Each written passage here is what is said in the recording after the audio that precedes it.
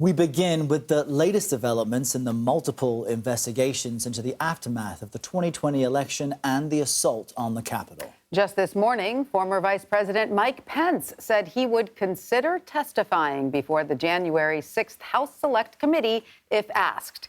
Pence is, of course, a central figure to the committee's investigation into the insurrection. He's expected to have valuable information about the days leading up to and during the riots, given his proximity to the former president. Pence says he would have to consider the unprecedented nature of a request to testify before moving forward. Any invitation to be directed to me, I would have to reflect on the unique role that I was serving in as vice president. It'd be unprecedented in history for a vice president to be summoned to testify on Capitol Hill. But as I said, I don't want to prejudge.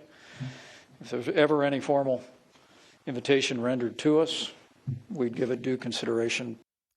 Former Vice President Pence went on to say it is his duty to uphold the constitutional oath to the American people. The committee released a statement simply saying it will not comment.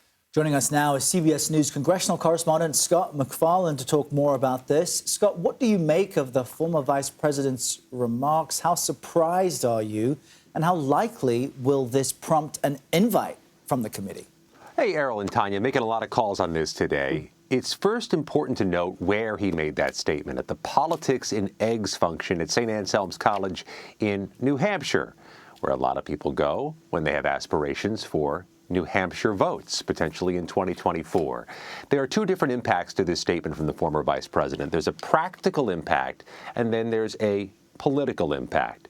The practical impact is it does open the door, conceivably, to him sitting with the January 6th Select Committee. There are still a lot of hoops to go through, and also a lot of questions about whether such a provocative step, having a former sitting vice president appear before Congress in an investigative committee, is necessary.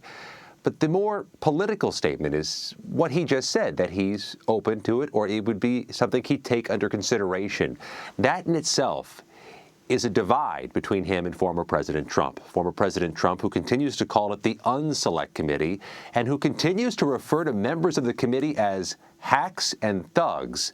Mike Pence has opened the door to considering talking to that group. A political statement, much more than a practical statement at this point. Right. All right. Well, Scott, I just want to shift gears for a moment. Representative Liz Cheney, as you know, lost her primary election, meaning come January. She's out of Congress. How will this impact her role as vice chair on the January 6th committee, which she will be holding for the next few months? Yep, that committee stays intact until the end of this Congress, till the end of her term, January 3rd, 2023, and it still is a platform for her. It still is something that is going to command attention, going to command some nationally televised hearings, likely next month, so she'll still be able to make the arguments she wants to make and reveal information she wants to reveal. The question is, how does she mechanize any political action committee or any political future with the new base of donors she has generated after she leaves office and after this committee expires?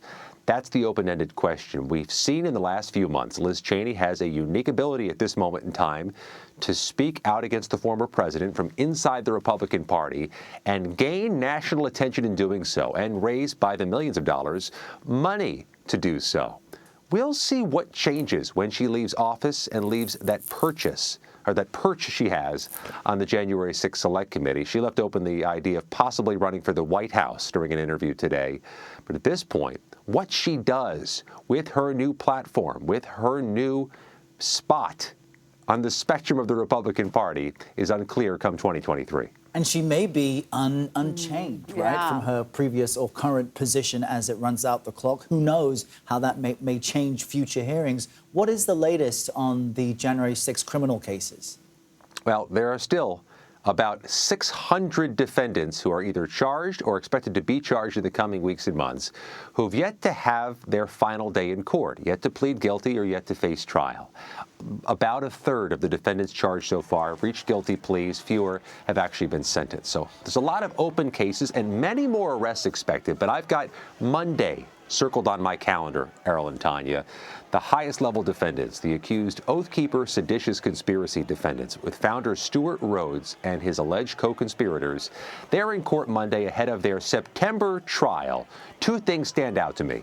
A defense attorney representing this group says they are still trying to push back that trial and are likely to argue all the attention from the Mar-a-Lago search last Monday and the search warrant and potential release of the affidavit could, in their minds, inflame and bias the jury.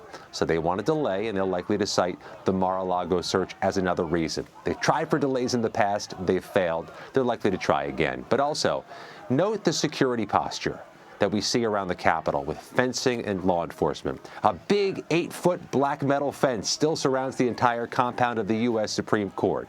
We know of intelligence bulletins about possible threats against the FBI and law enforcement.